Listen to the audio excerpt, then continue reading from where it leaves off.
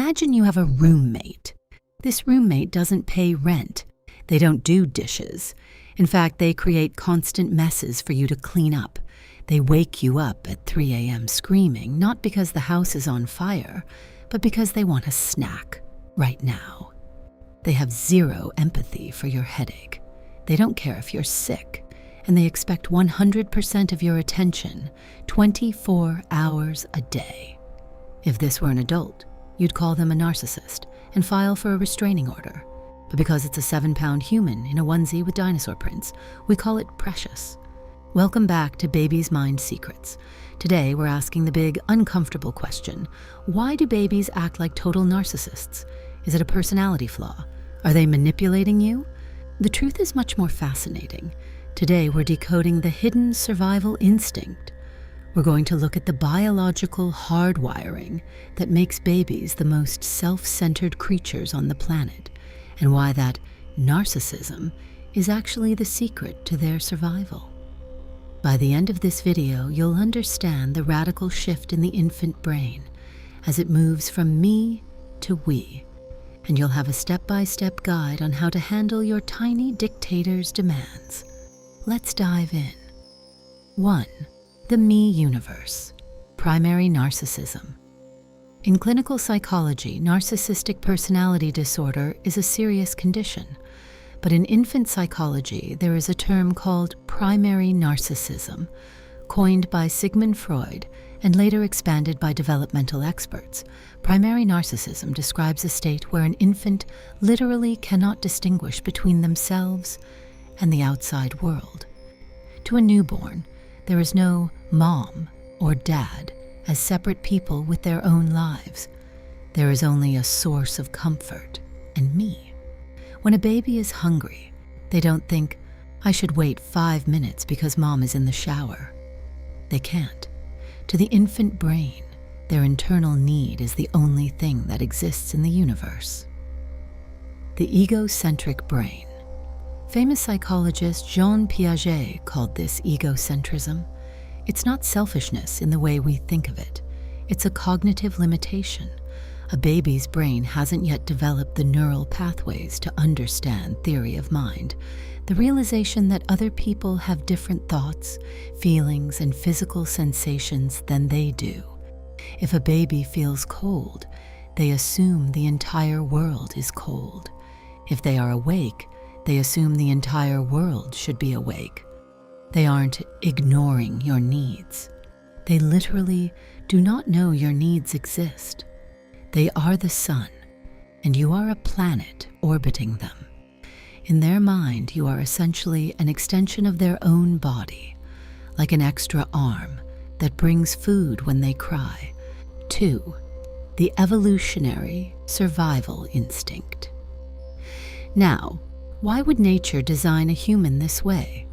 Why wouldn't we be born with at least a little bit of politeness? It comes down to evolutionary biology. Human babies are born early compared to other mammals. A foal can walk within hours of birth. A human baby can't even hold their own head up for months. This makes human infants the most vulnerable organisms on Earth. In the wild, a polite baby is a dead baby. If an infant had empathy, they might think, I'm hungry, but poor mom looks exhausted. I'll just wait until sunrise to cry. In a tribal prehistoric setting, that delay could lead to malnutrition or weakness.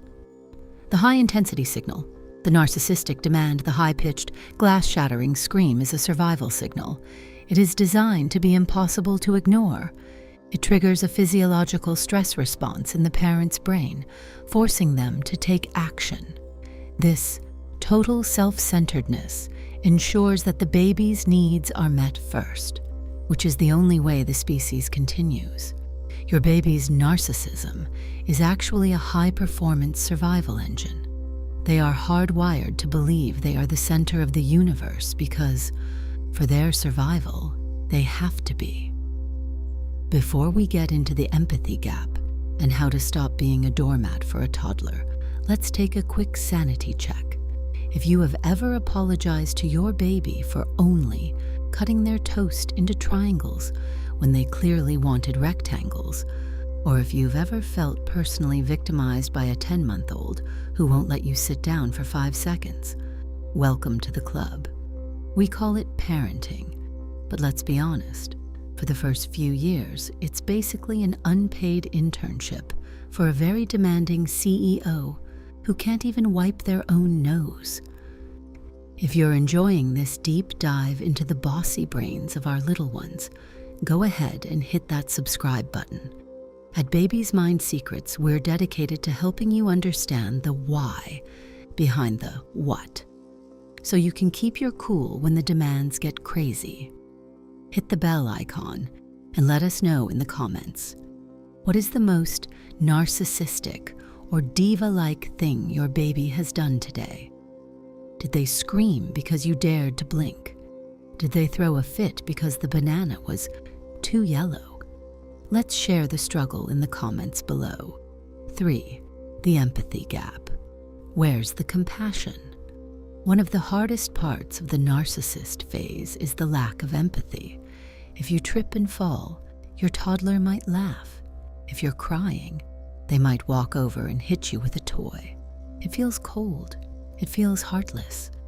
But again, it's a neurological milestone. Empathy requires 2 very complex brain functions that babies simply don't have yet: inhibitory control, the ability to stop their own impulses; cognitive empathy, the ability to imagine someone else's internal state; the prefrontal cortex. The part of the brain responsible for these functions is the last part of the human brain to mature. In fact, it's not fully baked until your mid-20s. The discovery of no. As babies move into the toddler narcissism phase, around 18 to 24 months, the behavior shifts from need to power. This is when they realize that their narcissism isn't just about food, it's about autonomy. They start to test boundaries. They want to see if their will can override yours. When they stare at you while slowly dropping a glass of milk on the floor, they aren't just being mean. They are exploring the psychology of influence. They are asking, am I the boss of this world, or are you? This is a vital psychological stage. They are moving away from being an extension of you and becoming their own person. The narcissism is the shell they build to protect their developing identity. 4. From me to we, the transition. So if primary narcissism is a survival instinct, how do we make sure they don't stay that way forever? How does a baby become a compassionate human being? It happens through a process called socialization and mirroring. While the baby starts out self-centered, they are also a pattern recognition machine. They watch how you treat others. They watch how you respond to their demands. If a parent is a self-sacrificing doormat who never sets boundaries, the child never learns that other people have needs. Ironically, to prevent actual narcissism later in life, you have to stop indulging the survival narcissism as the child grows. Between ages 2 and 4, the brain undergoes a massive shift. They begin to develop pro-social behavior. They start to realize that sharing a toy makes a friend happy, and a happy friend stays to play longer. They realize that we is actually more fun and more productive than me. The hidden survival instinct begins to evolve into a social instinct. They learn that being part of a group, the family, the playground, requires a contract of mutual respect, action steps, handling the tiny dictator. So, how do you handle a baby or toddler who is currently in their king of the world phase? Here are the 4 psychological steps to manage the behavior and foster empathy. Step 1. Don't take it personally. The most important thing to remember is that your baby is incapable of malice. When they scream or act selfish, it's a biological reflex, not a character judgment on you.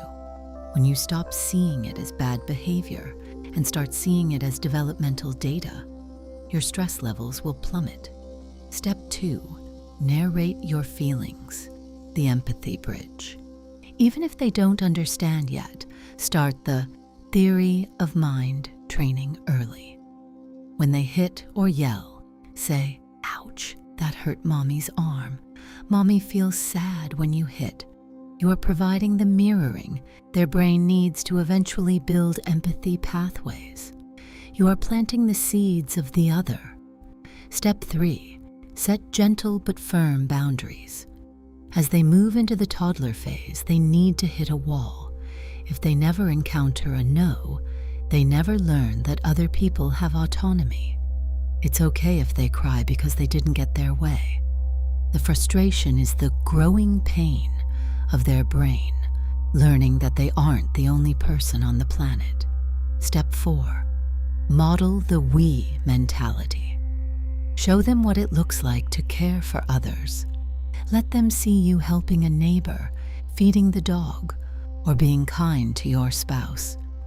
Because of those mirror neurons we talk about so much on this channel, your actions will always speak louder than your no.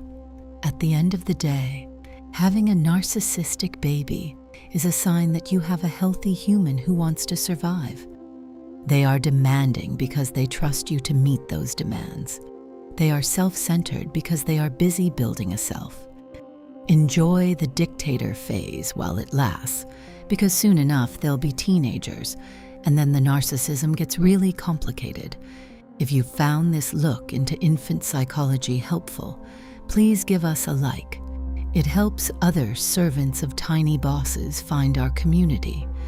Your next step: to understand how that narcissistic brain handles separation, check out our video on the psychology of infants that refuse to sleep, right here. It'll explain why your boss won't let you off the clock at bedtime. Thanks for watching Baby's Mind Secrets.